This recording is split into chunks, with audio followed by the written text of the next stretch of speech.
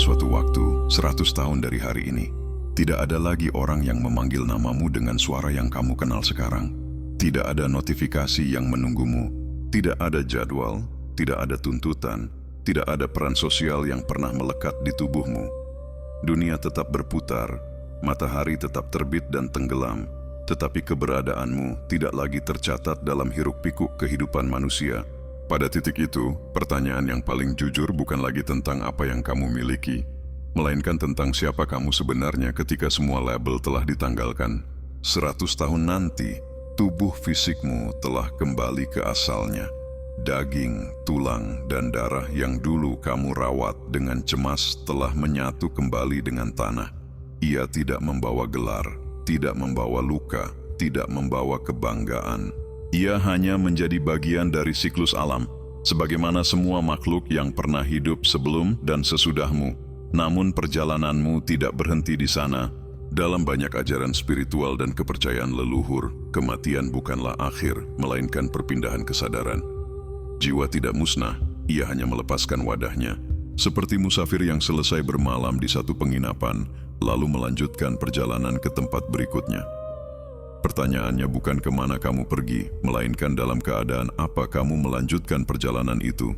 Apakah jiwamu ringan, atau masih dipenuhi beban yang tak sempat kamu lepaskan semasa hidup? 100 tahun nanti, dunia mungkin telah berubah drastis. Kota-kota berganti wajah, bahasa berkembang, teknologi melampaui imajinasi hari ini. Namun satu hal yang tidak berubah adalah hukum batin semesta.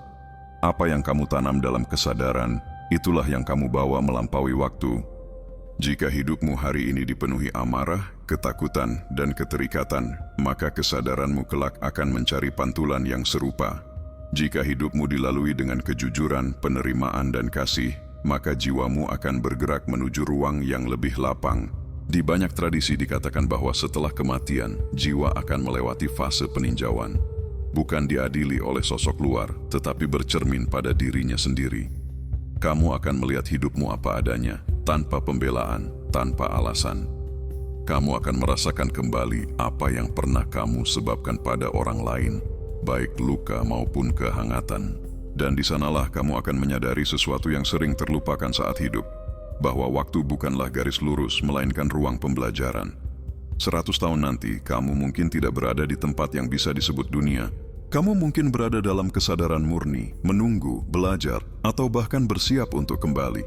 Karena bagi jiwa, perjalanan tidak diukur dengan tahun, melainkan dengan kematangan. Dan pertanyaan sesungguhnya mulai terbentuk pelan-pelan di hatimu. Jika hari ini adalah persiapan untuk 100 tahun nanti, maka kesadaran seperti apa yang sedang kamu bangun sekarang? 100 tahun nanti, kamu tidak lagi menghitung hari. Tidak ada kalender, tidak ada jam, tidak ada batas pagi dan malam seperti yang kamu pahami sekarang. Waktu, sebagaimana kamu kenal hari ini, adalah milik dunia fisik. Ia diciptakan untuk mengatur pergerakan materi. Ketika kesadaran telah keluar dari tubuh, waktu tidak lagi mengikat. Yang tersisa hanyalah keadaan batin. Dalam banyak ajaran spiritual, setelah manusia meninggalkan raga, ia memasuki dimensi kesadaran yang lebih halus. Di sana, yang berbicara bukan kata-kata, melainkan getaran. Bukan jarak yang menentukan kedekatan, melainkan keselarasan. Jiwa tidak pergi kemana-mana, ia hanya berada pada tingkat kesadaran tertentu yang sesuai dengan frekuensi batinnya. Jika semasa hidupmu kamu selalu dikejar rasa takut, maka 100 tahun nanti kesadaranmu akan terasa sempit, seperti ruang tanpa pintu. Jika hidupmu penuh penyesalan yang tak pernah kamu maafkan, maka kesadaranmu akan berputar-putar pada memori yang sama. Bukan sebagai hukuman, melainkan sebagai pelajaran yang belum selesai. Disinilah banyak jiwa tersadar bahwa penderitaan terbesar bukanlah rasa sakit fisik, melainkan keterikatan yang belum dilepaskan. Kamu akan melihat kembali momen-momen hidupmu, bukan sebagai penonton pasif, tetapi sebagai perasa sejati. Kamu akan merasakan kembali kata-kata yang pernah kamu ucapkan dengan ringan, namun ternyata melukai. Kamu juga akan merasakan dampak dari kebaikan kecil yang dulu kamu anggap sepele, tetapi ternyata menguatkan seseorang bertahan hidup. Tidak ada topeng di sini, tidak ada kebohongan yang bisa kamu pertahankan, bahkan pada dirimu sendiri. Karena kesadaran tidak bisa berdusta, ia hanya bisa jujur, atau gelisah karena menolak kejujuran itu, 100 tahun nanti kamu mungkin tidak melakukan apapun dalam pengertian manusia. Tidak bekerja, tidak mengejar, tidak membuktikan.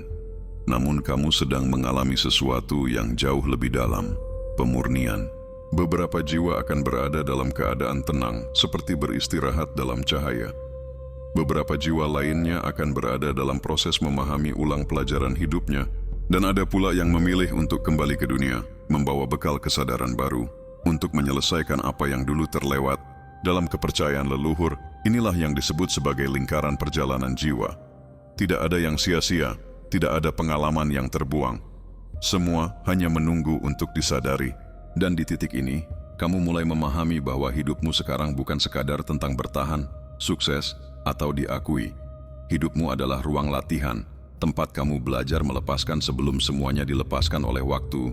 100 tahun nanti, kamu tidak akan bertanya berapa banyak yang kamu miliki. Kamu hanya akan merasakan seberapa jujur kamu pernah hidup.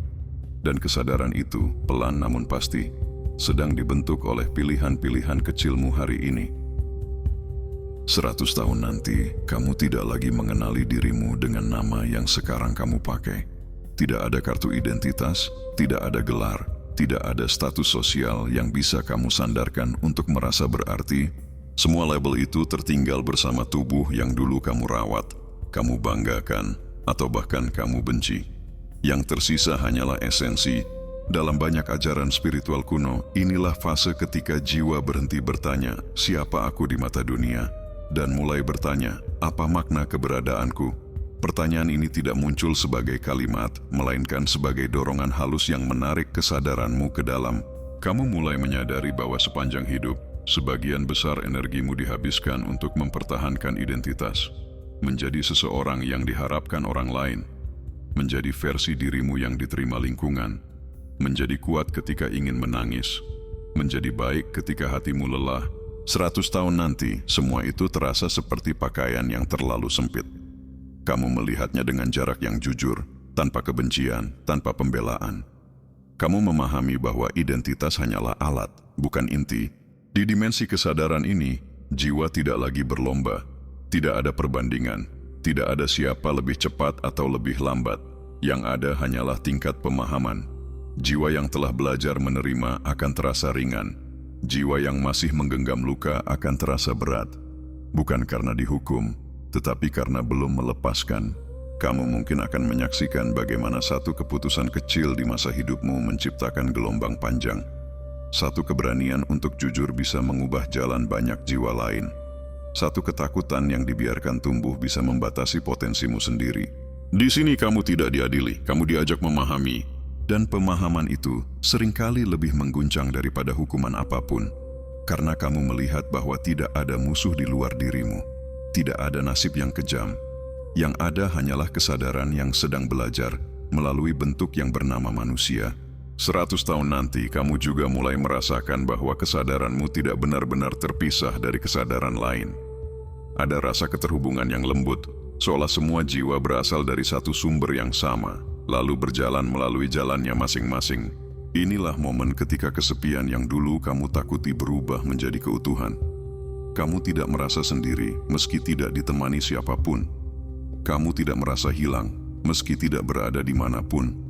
Dan perlahan, sebuah kesadaran baru muncul, bahwa tujuan hidup bukan untuk menjadi seseorang, melainkan untuk menyadari siapa dirimu sebelum semua peran itu ada. Kesadaran ini akan membawamu ke fase berikutnya, tempat jiwa mulai memilih, bukan dipaksa oleh keadaan, melainkan digerakkan oleh kematangan batin. 100 tahun nanti, setelah kesadaranmu berhenti terikat pada identitas dan mulai memahami makna, kamu memasuki fase yang jauh lebih hening. Tidak ada suara, tidak ada bentuk, namun ada kejelasan yang belum pernah kamu rasakan sebelumnya. Inilah saat ketika jiwa mulai memilih. Bukan memilih seperti manusia memilih pekerjaan atau pasangan, tetapi memilih sebagai kesadaran yang telah memahami konsekuensi. Dalam berbagai ajaran kuno, fase ini dikenal sebagai masa penentuan getar jiwa. Bukan Tuhan yang memaksa, bukan semesta yang menghakimi, melainkan jiwamu sendiri yang menentukan kemana ia akan bergerak selanjutnya. Di titik ini, kamu melihat hidupmu seperti alur utuh, bukan potongan-potongan peristiwa. Kamu memahami mengapa kamu lahir di keluarga tertentu, mengapa kamu dipertemukan dengan orang-orang tertentu, mengapa luka tertentu harus kamu alami. Semua terasa saling terhubung, seperti pola besar yang baru bisa dibaca ketika kamu mengambil jarak. Kamu mulai menyadari bahwa tidak ada satupun peristiwa yang benar-benar sia-sia. Bahkan penderitaan yang dulu kamu anggap tidak adil, kini tampak sebagai latihan kesadaran. Bukan untuk membuatmu kuat secara duniawi, tetapi untuk mematangkan jiwamu agar mampu mengenali kebenaran. Di fase ini, jiwa yang masih membawa kelekatan akan merasakan tarikan ke dunia bentuk. Keinginan untuk kembali, memperbaiki, melanjutkan, atau menyelesaikan sesuatu yang belum tuntas. Bukan sebagai hukuman, melainkan sebagai kesempatan lanjutan. Namun jiwa yang telah belajar menerima, melepaskan, dan mencintai tanpa syarat akan merasakan ketenangan yang dalam. Tidak ada dorongan untuk berlari. Tidak ada ketakutan untuk tinggal. Ada rasa cukup yang tidak pernah bisa diberikan oleh dunia fisik. Dalam keheningan ini, kamu juga mulai memahami bahwa waktu tidak bekerja seperti yang kamu kenal sebagai manusia. 100 tahun, 1000 tahun, atau satu tarikan napas, semuanya hanyalah konsep bagi pikiran. Bagi jiwa, yang ada hanyalah kesiapan. Dan disinilah kejujuran sejati muncul. Tidak ada topeng, tidak ada pembenaran. Kamu tidak bisa berbohong pada dirimu sendiri. Apapun yang masih kamu genggam akan terasa berat. Apapun yang telah kamu lepaskan akan terasa ringan. Pilihanmu tidak diumumkan dengan suara, tidak dicatat dengan kata. Ia terasa sebagai perubahan arah kesadaran, seperti arus sungai yang dengan sendirinya menemukan jalannya menuju laut, atau berputar kembali ke hulu untuk belajar mengalir dengan cara yang berbeda. 100 tahun nanti kamu tidak lagi bertanya, apa yang akan terjadi padaku? Kamu bertanya, kemana kesadaranku ingin bertumbuh? Dan jawaban itu perlahan akan membawamu ke fase berikutnya. Tempat jiwa tidak lagi hanya memilih, tetapi mulai bersiap untuk melangkah ke bentuk keberadaan yang baru. 100 tahun nanti kamu tidak lagi berdiri di suatu tempat yang bisa disebut dunia. Tidak ada tanah untuk dipijak, tidak ada langit untuk ditatap. Namun anehnya, semuanya terasa sangat akrab. Seperti pulang ke ruang yang pernah kamu kenal, tapi lama terlupakan. Di fase ini, dunia fisik berubah menjadi ingatan. Kamu tidak lagi melihat hidupmu sebagai rangkaian kejadian, melainkan sebagai getaran yang pernah kamu pancarkan. Setiap niat, setiap pilihan, setiap cinta dan ketakutan, semuanya tersimpan bukan sebagai gambar, tetapi sebagai rasa. Dan rasa inilah yang menjadi bahasa utama jiwa. Dalam banyak ajaran leluhur, inilah yang disebut sebagai alam timbang rasa. Bukan pengadilan, bukan hukuman, melainkan kesadaran yang menimbang dirinya sendiri. Jiwa merasakan dampak dari apa yang pernah ia pancarkan, bukan untuk disalahkan, tetapi untuk dipahami. Jika semasa hidup kamu sering menanam ketakutan, kamu akan merasakan getarannya kembali. Bukan sebagai siksaan, tetapi sebagai cermin. Jika kamu menanam keikhlasan, kejujuran, dan kasih, getaran itu kembali sebagai kedamaian yang lembut. Disinilah kamu menyadari bahwa surga dan neraka bukanlah tempat yang terpisah, melainkan keadaan kesadaran. Tidak ada pintu yang dijaga, tidak ada api yang menyala secara fisik. Yang ada hanyalah kecocokan antara frekuensi jiwamu dan ruang kesadaran yang kamu masuki. Jiwa yang penuh penyesalan akan tinggal di ruang refleksi yang berat. Jiwa yang telah berdamai akan mengalir ke ruang yang terang dan lapang. Kamu juga mulai memahami bahwa banyak hal yang dulu kamu kejar di dunia ternyata tidak ikut bersamamu. Nama, gelar, harta, pengakuan, semua tertinggal sebagai cerita. Yang ikut hanyalah kualitas batin, bagaimana caramu mencintai, bagaimana caramu memperlakukan sesama, dan seberapa jujur kamu pada suara nuranimu sendiri. Di fase ini, kamu tidak lagi ingin kembali ke dunia karena rindu kesenangan. Jika keinginan kembali muncul, itu lahir dari dorongan untuk menyempurnakan, untuk menjadi lebih sadar, untuk membawa cahaya yang dulu belum sempat kamu nyalakan sepenuhnya. Dan jika keinginan itu tidak ada, bukan berarti kamu lebih tinggi, melainkan karena jiwamu telah merasa cukup dengan pembelajaran yang ia ambil. 100 tahun nanti, dunia akan terasa seperti mimpi panjang yang akhirnya kamu pahami maknanya. Kamu tidak menyesali hidupmu, juga tidak memujanya secara berlebihan. Kamu melihatnya sebagai satu bab penting dalam perjalanan jiwa yang jauh lebih luas. Di titik ini, kamu mulai bertanya bukan tentang masa lalu, bukan pula tentang dunia, melainkan tentang langkah berikutnya yang paling selaras dengan kebenaran jiwamu. Dan pertanyaan itu perlahan membuka gerbang terakhir, tempat kamu akan mengetahui di mana sebenarnya kamu berada dan apa arti pulang yang sesungguhnya. Bayangkan ini adalah suara dari dirimu sendiri 100 tahun dari sekarang. Suara yang tidak lagi terikat tubuh, nama, jabatan, atau sejarah dunia. Suara yang telah melewati waktu dan kini berbicara kepadamu yang masih hidup, masih bernapas, masih diberi kesempatan. Aku adalah kamu, di masa ketika segalanya telah dilepaskan. Tubuh yang dulu kamu rawat, banggakan, atau bahkan kamu benci, telah kembali menjadi tanah. Wajah yang dulu kamu cemaskan penilaiannya, telah larut bersama angin. Semua kekhawatiran tentang usia, pencapaian, dan pengakuan kini terasa begitu kecil, hampir tak masuk akal. Dan dari tempatku berdiri sekarang, aku ingin mengatakan sesuatu yang dulu terlalu sering kamu abaikan. Hidupmu tidak pernah sesederhana yang kamu kira, tapi juga tidak pernah seberat yang kamu bayangkan. 100 tahun kemudian, yang tersisa bukanlah berapa banyak harta yang kamu kumpulkan, bukan seberapa tinggi kamu berdiri di mata manusia. Yang tertinggal hanyalah getaran dari setiap pilihan yang kamu ambil. Cara kamu mencintai, cara kamu memaafkan, cara kamu bersikap jujur pada dirimu sendiri, meski dunia menuntutmu berpura-pura. Aku melihat kembali hidupmu seperti menonton satu tarikan napas panjang. Tidak ada bagian yang sia-sia. Luka yang dulu kamu tangisi justru menjadi bagian paling berharga.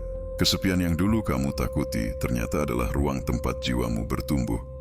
Bahkan kesalahan yang kamu sesali menjadi pintu kesadaran yang tak tergantikan. Jika ada satu hal yang ingin aku bisikkan kepadamu sekarang, maka dengarkanlah baik-baik. Jangan menunda menjadi dirimu yang sejati. Jangan menunggu segalanya sempurna untuk hidup dengan jujur.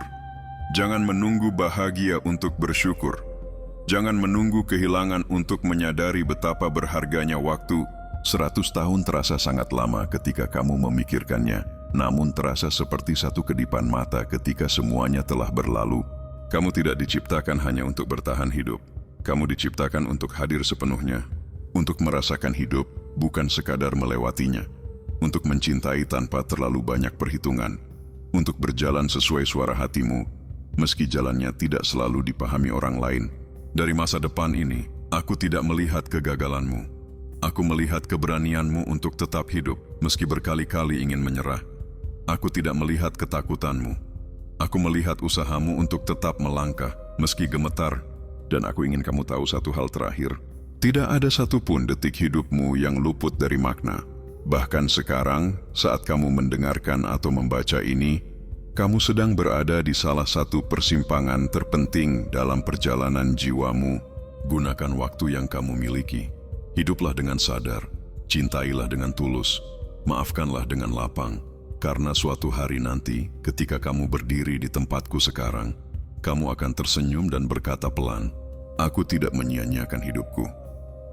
Dan itulah kebebasan yang sesungguhnya.